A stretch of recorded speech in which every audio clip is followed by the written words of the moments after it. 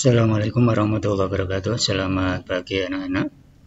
Kita ketemu lagi pada kelas 8 ini dengan materi pendidikan Pancasila dan kewarganegaraan pada semester 1. Bab 1, memahami kedudukan dan fungsi Pancasila. Kita bisa lihat kegiatan gotong royong mencerminkan pengamalan salah satu nilai Pancasila, yaitu Persatuan Indonesia. Bagaimana dengan bentuk pengamalan nilai-nilai Pancasila sebagai dasar negara?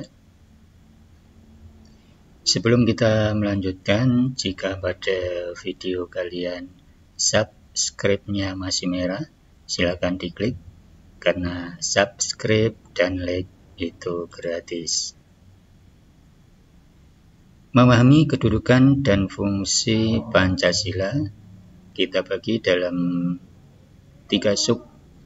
A. Arti kedudukan dan fungsi Pancasila.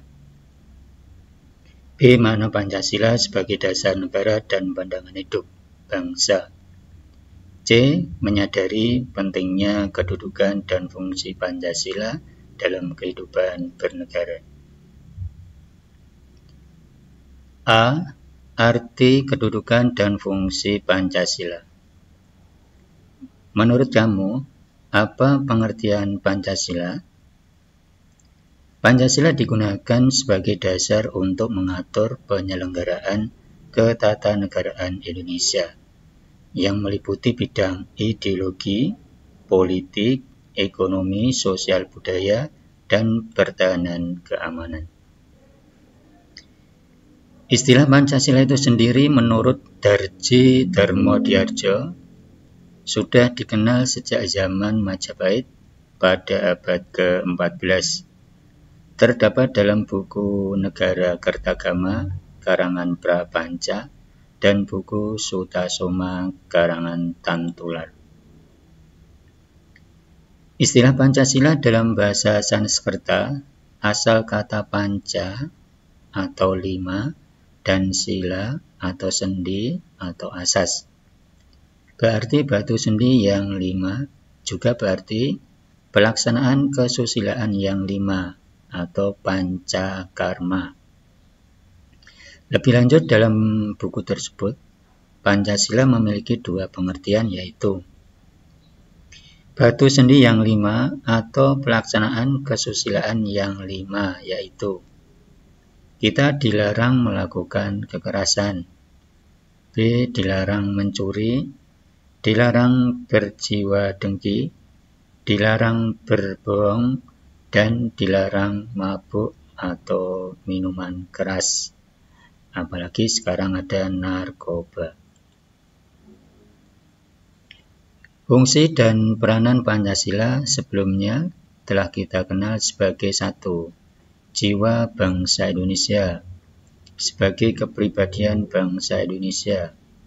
3. Sebagai sumber dari segala sumber hukum. 4. Sebagai ideologi bangsa dan negara Indonesia. 5. Sebagai perjanjian luhur bangsa Indonesia. 6. Sebagai alat pemersatu bangsa. Dan 7. Sebagai cita-cita dan tujuan negara. 1. Pancasila sebagai jiwa bangsa Indonesia.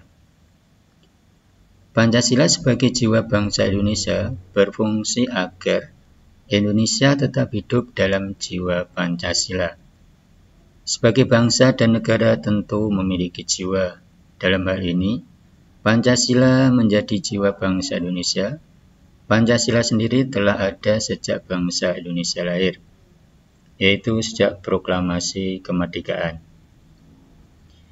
2. Pancasila sebagai kepribadian bangsa Indonesia.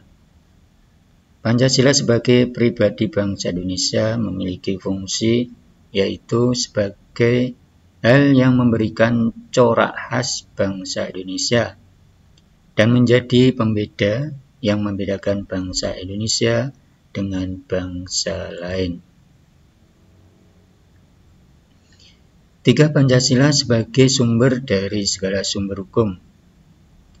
Pancasila sebagai sumber hukum berfungsi sebagai sumber hukum yang mengatur segala hukum yang berlaku di Indonesia. Semua hukum harus tunduk dan bersumber dari Pancasila. Setiap hukum tidak boleh bertentangan dengan Pancasila. Setiap sila Pancasila merupakan nilai dasar, sedangkan hukum adalah nilai instrumental atau penjabaran dari nilai dasar. 4. Pancasila sebagai ideologi. Berarti Pancasila dijadikan pedoman oleh masyarakat Indonesia dalam menjalankan kehidupannya. Nilai-nilai yang terkandung dalam kelima asas Pancasila menjadi landasan masyarakat dalam bersosialisasi, kehidupan beragama, hak asasi manusia, dan kerjasama. 5. Pancasila sebagai perjanjian luhur. Pancasila sebagai perjanjian luhur telah berfungsi dan disepakati melalui Sidang Panitia Persiapan Kemerdekaan Indonesia tanggal 18 Agustus 1945. Walaupun disahkannya Pancasila hanya oleh sebuah Panitia Persiapan Kemerdekaan Indonesia, tetapi PPKI sebenarnya adalah suatu badan yang mewakili suara rakyat. Jadi Pancasila merupakan hasil perjanjian bersama rakyat. 6. Pancasila sebagai alat pemersatu bangsa. Pancasila sebagai satu-satunya asas adalah sebagai konsekuensi ditetapkannya Pancasila oleh bangsa Indonesia sebagai dasar negara dan juga merupakan perwujudan pelaksanaan Pancasila secara murni dan konsekuen. 7. Pancasila sebagai cita-cita dan tujuan negara atau Pancasila sebagai moral pembangunan.